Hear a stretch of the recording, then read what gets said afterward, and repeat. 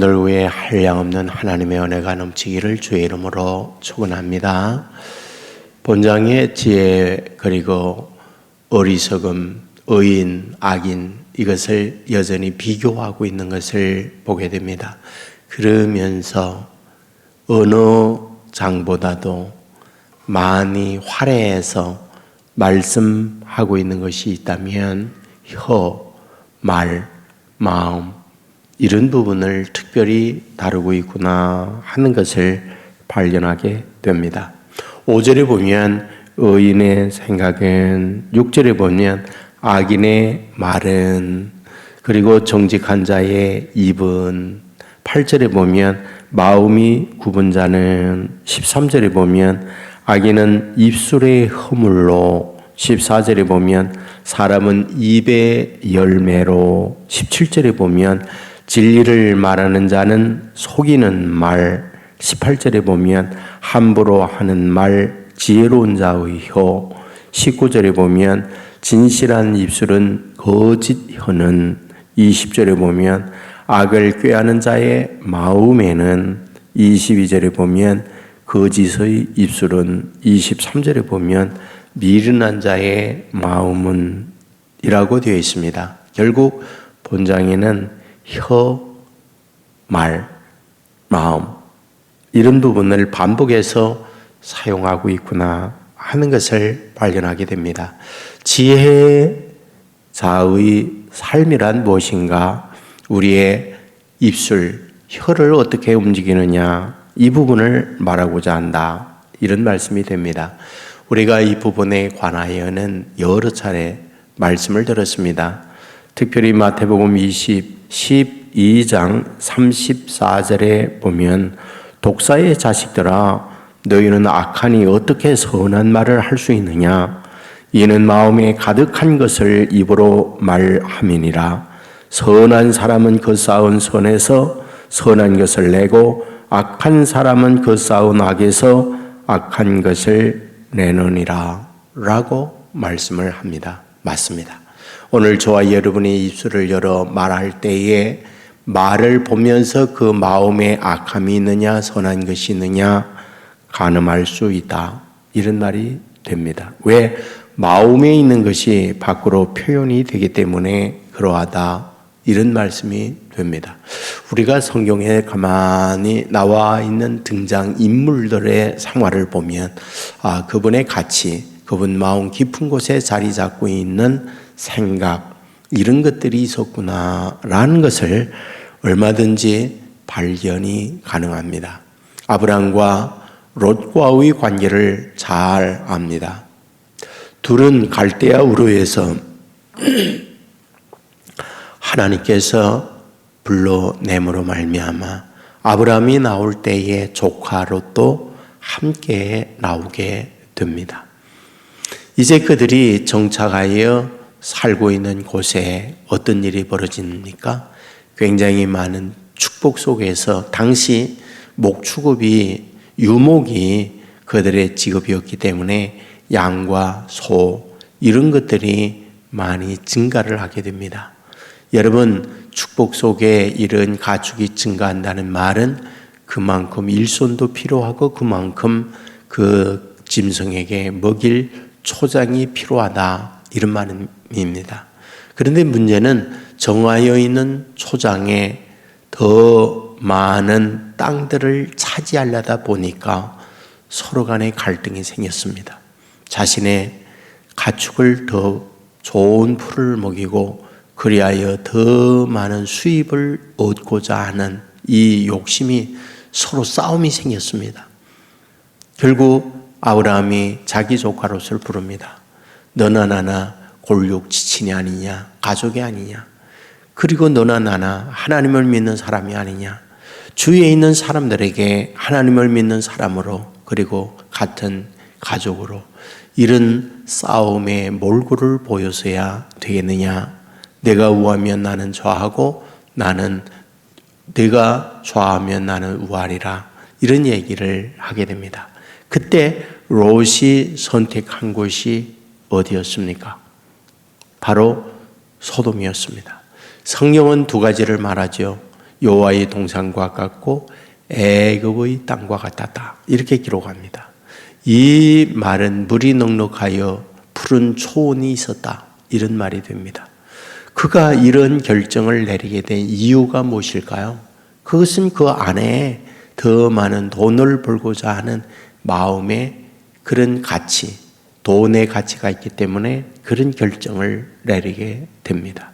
그러면 아브라함에게 있어서 얼마든지 자기가 자기의 조카에 대하여 이럭저럭 할 수 있는 위치에 있었지만은 왜 아브라함은 이런 바보스러운 양보를 하고 있는 걸까요? 아브라함 안에 화목, 아브라함 안에 다툼이 아니라 평화, 이것이 더 가치다. 이런 판단을 내리고 양보를 하고 있다. 이런 말입니다. 그렇습니다. 우리가 말하거나 행동하게 될 때에 그 마음에 있는 그것이 표현이 되게 되어 있어요. 나중에 소돔 고모라가 주변 연합군에 의해서 망합니다.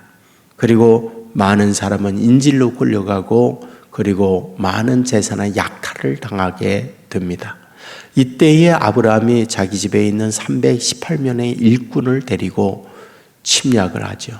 그리하여 기습공격을 해서 모든 인질을 되찾고 모든 빼앗긴 재산을 되찾게 됩니다.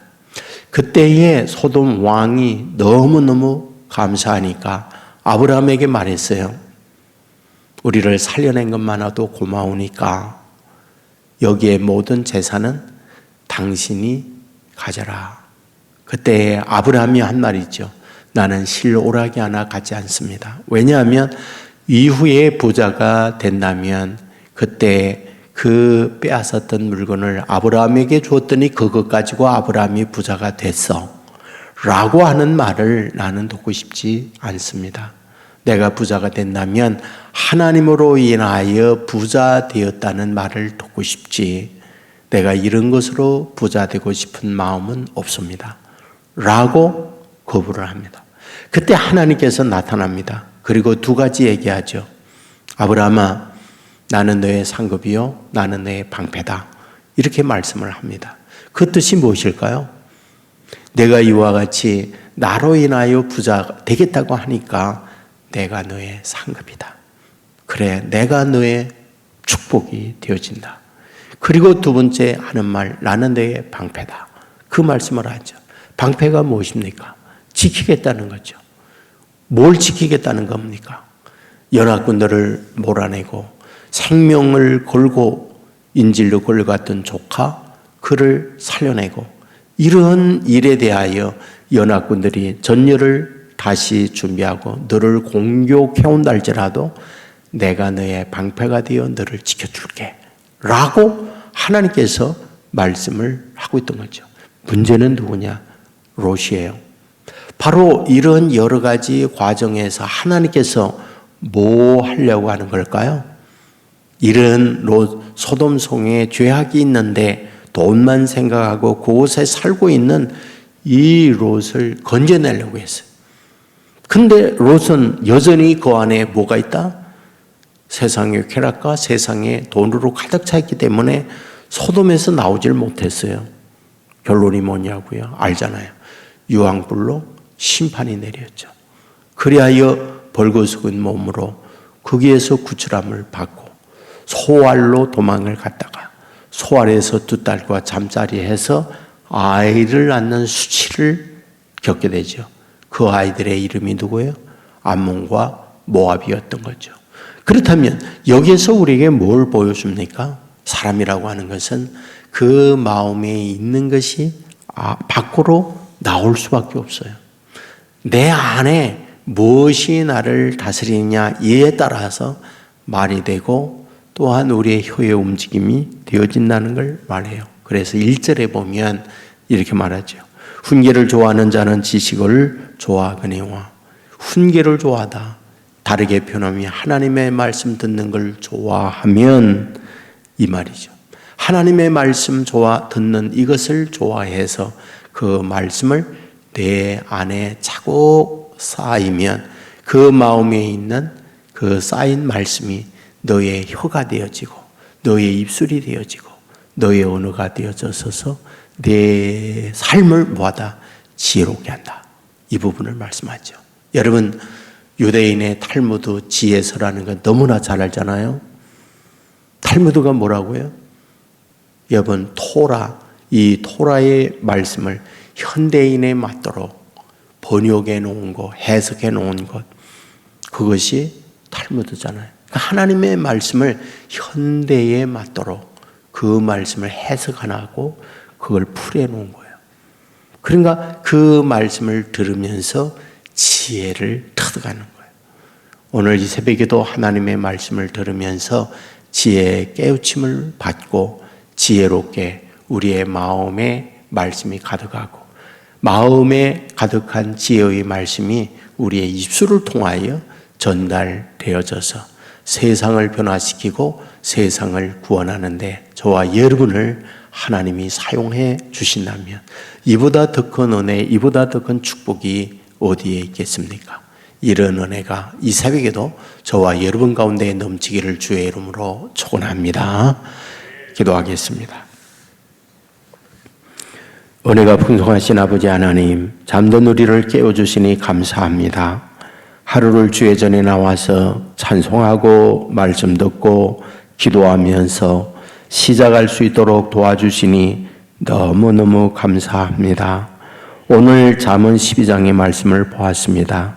유달리 입의 말, 혀의 열매, 그리고 마음의 문제를 심도 있게 다루고 있는 것을 봅니다. 아버지 하나님이여, 마음이 있는 것을 입으로 말함이라고 가르쳐 주었습니다. 악이 있는 자 악을 말하고 선이 있는 자 선을 말한다고 주님이 가르쳐 주었습니다. 간절히 원합니다. 말씀이 우리 마음에 있으므로 지혜로운 말을 할 줄 아는 주의 자녀들 되게 하여 주옵소서. 아버지, 새벽에도 기도하는 주의 자녀들의 간구 하늘 보좌에 움직이는 기도가 되게 하여 주옵소서. 자녀들의 간구 믿음의 기도가 되어 역사하는 힘이 나타나게 하여 주옵소서. 믿음으로 간구함으로 내 믿음이 크도다. 내 믿음대로 될지어다. 이 은혜가 넘치게 하여 주옵소서. 아버지, 몸도 마음도 아픈 분들이 있습니다. 병상에 있는 자녀들이 있습니다. 나사렛 예수 이름으로 명하노니 모든 병은 떠나갈지어다. 영육의 강건함 속에 살아가는 자녀들 되게 하여 주옵소서. 예수 믿는 것은 받은 증거 많도다 하였사오니 믿고 살아감으로 삶의 증거들을 얻는 자녀 되게 하여 주옵소서. 아버지, 믿노라 하며 흑음을 행하는 자여 되지 않게 하여 주옵소서. 믿노라 하며 허망한 것을 따르는 자 되지 않게 하여 주옵소서. 오늘도 삶의 역사하여 우리의 모든 걸 다스리고 주장하며 삶의 현장에 개입하셔서 우리의 크고 작은 일들을 주장하고 이끌어 가시는 하나님의 임재를 체험하는 자녀들 되게 하여 주옵소서. 간절히 소원합니다. 영의 눈을 열어 역사하시는 하나님의 비밀을 깨닫게 하시고 보게 하여 주옵소서. 그리하여 확실한 믿음, 굳건한 믿음만 가운데 살아가는 자녀들 되게 하여 주옵소서. 아버지, 온 세계 교회를 이곳에 세워주시고 여기까지 인도해 주셨사오니 감사합니다. 아버지 하나님이 앞으로도 주님이 기뻐하는 온 세계 교회가 되게 하여 주옵소서. 이곳에 와 엎드려 기도할 때마다 기도의 응답이 있는 제안이 되게 하여 주옵소서. 성령에 충만하여 성령의 말하기 하심 따라 성령의 인도하심 따라 살아가는 우리 믿음의 공동체가 되게 하여 주옵소서. 우리 아이들이 이곳에서 신앙의 양육을 받으면서 굳굳하게 세워져 가는 우리의 젊은이들, 자녀들이 되게 하여 주옵소서. 아버지, 군에 가 있는 우리의 젊은이들 함께 해주시고 해외에 나가 있는 주의 자녀들 어디에 있든지 보호하여 주시옵소서. 아버지, 오늘도 주의 종도를 통하여 어두운 세상에 빛이 되게 하시고 악취 준동한 이 땅에 그리스도의 향기가 풍겨지게 하여 주옵소서. 도와주실 줄 믿고 예수님 걸어가신 이름으로 기도드리옵나이다. 아멘.